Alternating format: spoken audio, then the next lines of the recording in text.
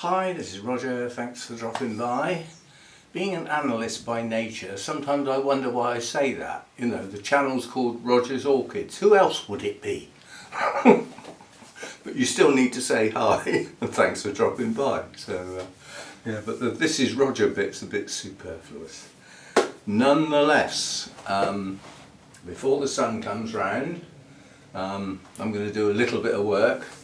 Now, coming up, it's Friday today, so this will be today's video obviously.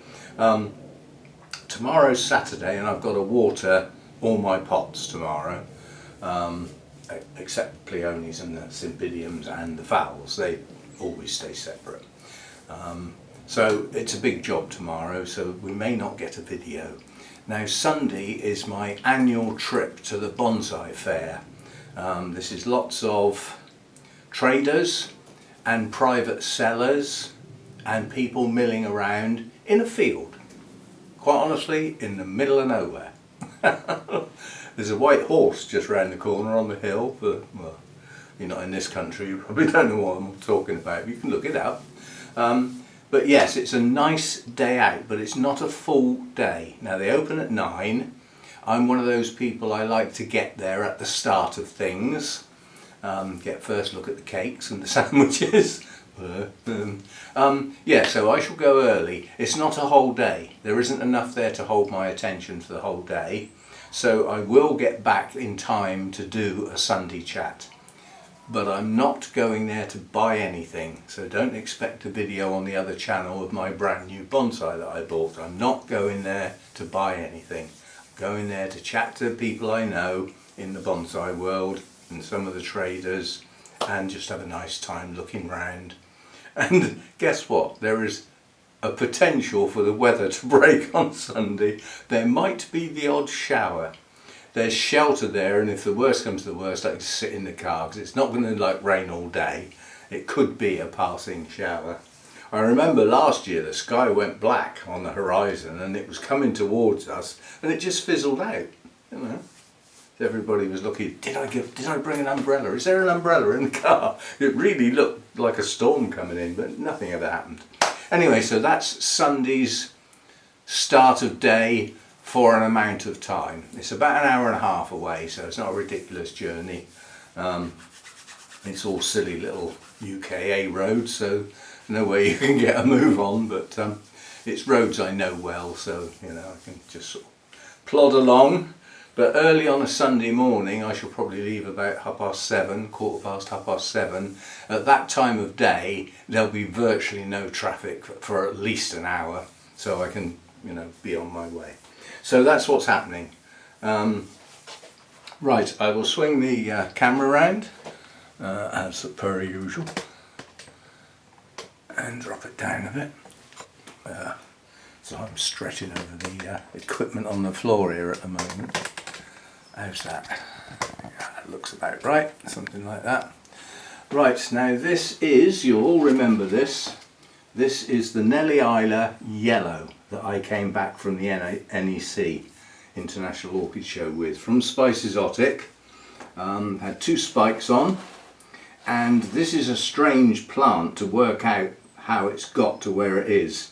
But you have to remember, these ones grown in the mass producers on the continent, they have an area for certain types of plants that's perfect. The environment is perfect for them, and you know, they grow them on at a fair old pace. So you've got original probably this is the, there's 2. There's a seedling bulb here, there's one a little bit bigger, and then there's the one that they managed to get 2 flower spikes on.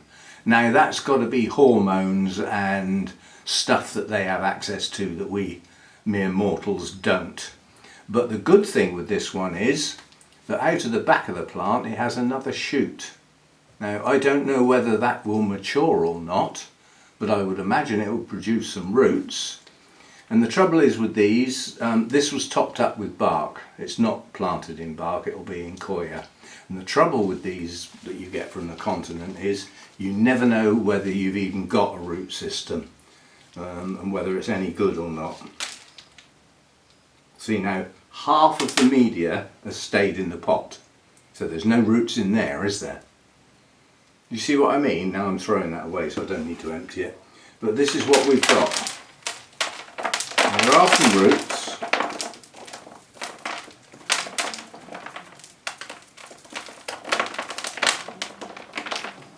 There are actually some good roots.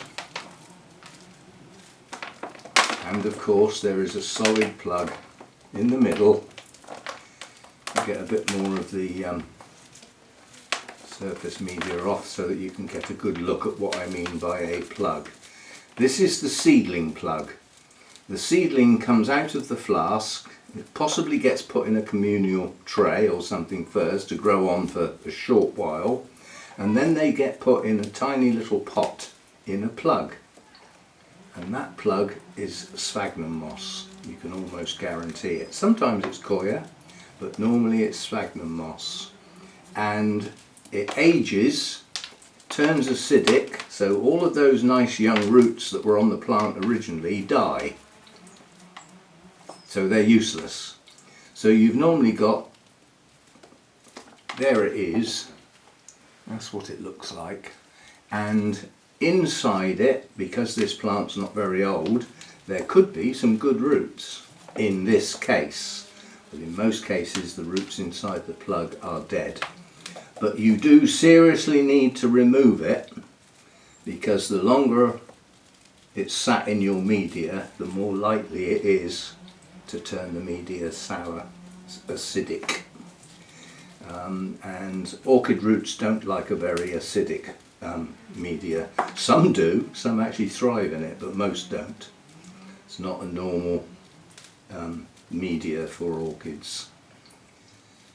If you think, most of our tropical orchids that we actually grow are epiphytes, so you know they're certainly not used to being in a solid mass of moss, although some of them do grow in the fork of a tree, which over time gets a bit of debris in it, and that could actually have some moss involved, but not in a solid mass of it under normal circumstances.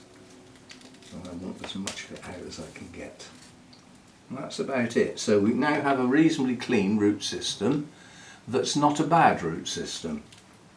Not bad at all. There's still some moss tight around the base of the plant.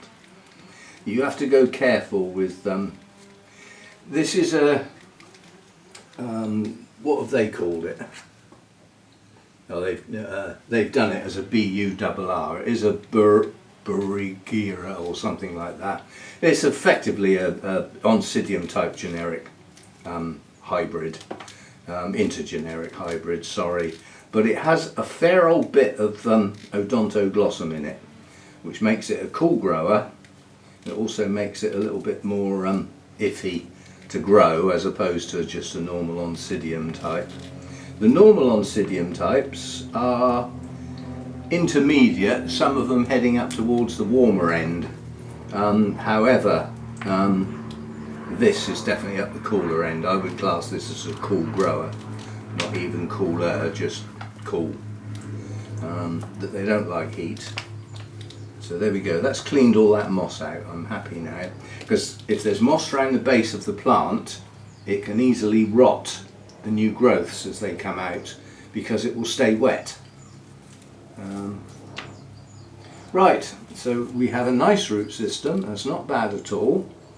We've got some mess to clear up, and I need to find a pot. And this is going to go in the smallest pot I can get it in without being ridiculous, so we can look at gathering those roots together in quite a small pot. That way it can't stay wet too long, because the roots will absorb the moisture, keep the plant hydrated, head the plant towards dryness, at which point I can give it some more water and low feed. These don't like high feed. And we'll see how we do. I've been unsuccessful with Nelly Islers over many, many, many years. I'm attracted to their blooms and they're fragrant, so I keep buying them. The last one I bought was red velvet. I still have it. It's tucked away with the stuff over in that corner that's not in bloom. So, and it's in one of those trays, you know, with the capillary matting, which is where this will go when I've potted it up. So we'll put that to one side. We'll have a clean up, find a suitable pot, clean it if necessary, and I'll be back. Right, welcome back. So I've found what I think is an ideal pot. If you remember when we took that out of the pot, half of the pot it was in had no roots. So it's a shallow rooter. All of its roots were in the top half of the pot. Yeah? So we've got some large pieces of bark in there, because although this is a normal air cone, it's not, because the ventilation holes are enormous and there's quite a lot of them. So I put some larger bark in, complete with a piece of wood. We'll take that out. And then what I've got here is some of my medium bark, which has small pieces in it, and this is out of my bag of bits. Every time I do a repotting job, any that's left over goes in a bag. I don't waste it. But gradually over time, it's lots of different things end up in there. There's perlite here, there's some, not grow stones, the other stuff, pumice.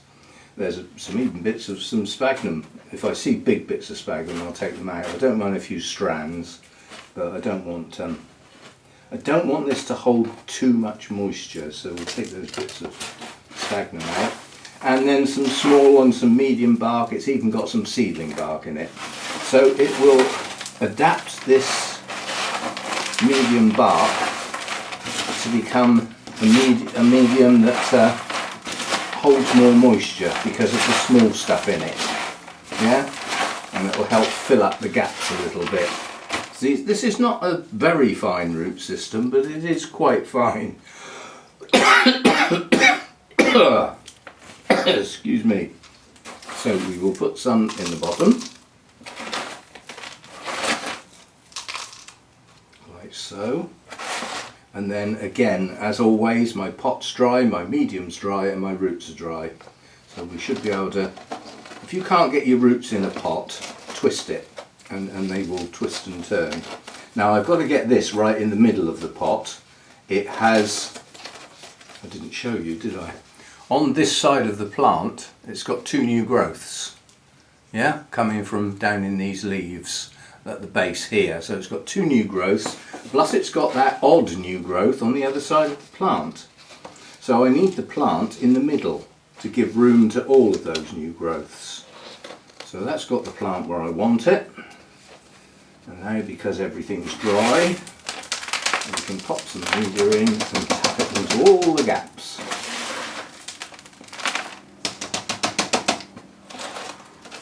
But we do still need to put some down, so there's some roots of,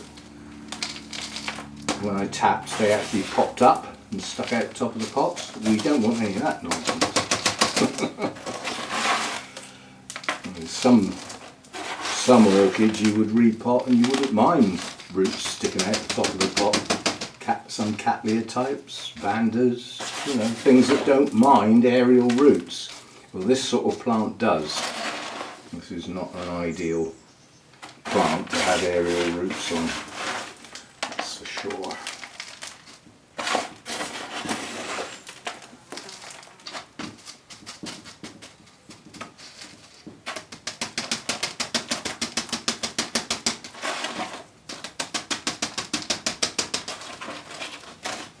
For this type of plant, Oncidium type, this must be done. You don't want any big air gaps in your media. You want all the roots in contact with something so that they can absorb moisture.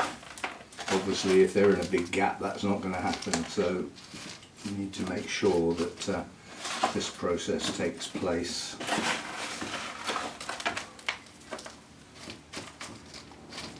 And then I'm just going to press very gently down the sides. Remember that the roots are not down the sides, they're in the middle.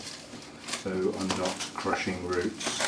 Now on this plant I didn't see any active root tips, but this type of Oncidium, they're very rare to see because they don't last long. So you get a root that's sort of growing, it's got its green tip and it might well branch, and then the green tips just go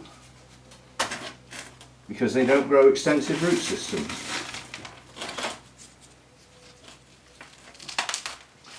Right, I'm done. So that little new growth at the back is okay. If that produces roots, they will get into the media. And obviously my 2 new growths around here, when they break through the leaf, which they will do on their own, I used to give them a helping hand by tearing the leaf off, exposing the complete new growth. But they're very, very susceptible to rot if you do that.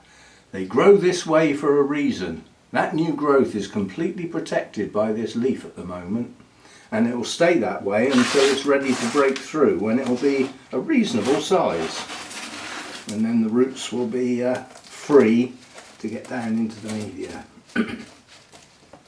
Right, so that will now get a really good soak with my media being so dry, and then probably in a few days time it will get another one, because the initial water runs through, washes the dust out, so it does serve a purpose, but the bark doesn't absorb much at all. It takes a while. It's as though it's got like an invisible surface on it that says, nope, I don't soak up water, I just let it run over me.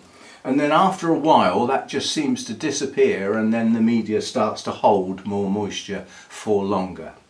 So that's what we'll do. We'll stick the label back in, although I don't like these labels that much, but it's got the right name on and it'll stop me forgetting, so get that back in there.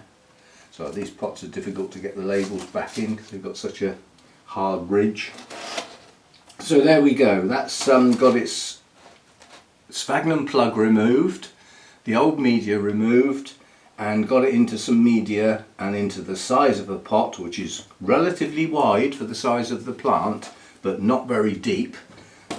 If the repot is successful and the plant gets going, it can stay in there 2 or 3 years and it will be fine.